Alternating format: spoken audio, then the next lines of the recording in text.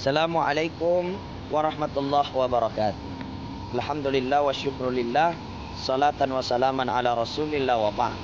Alhamdulillah, sekarang ini saya berada di pelataran Masjid Islami Center Samarinda, Kalimantan Timur. Alhamdulillah, sudah 4 hari saya keliling-keliling seluruh wilayah Kalimantan Timur. Insya Allah kami akan berada di sini selama 10 hari. Saya tidak tahu jalan kemana-mana di kota Samarinda ini, wabil khusus di berbagai daerah di Kalimantan. Akan tetapi saya ditemani oleh orang yang berpengalaman, mengetahui semua destinasi, masjid, tempat-tempat acara yang akan dituju. Maknanya apa?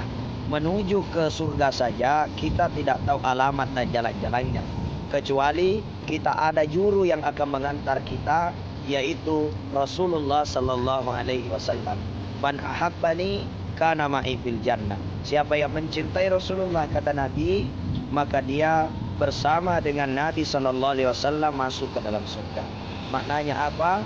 Kalau kita ingin mudah masuk surga, maka kita harus mengetahui bagaimana kepribadian Rasulullah dan bagaimana mengikuti ajaran dan sunnah Rasulullah sallallahu alaihi wasallam.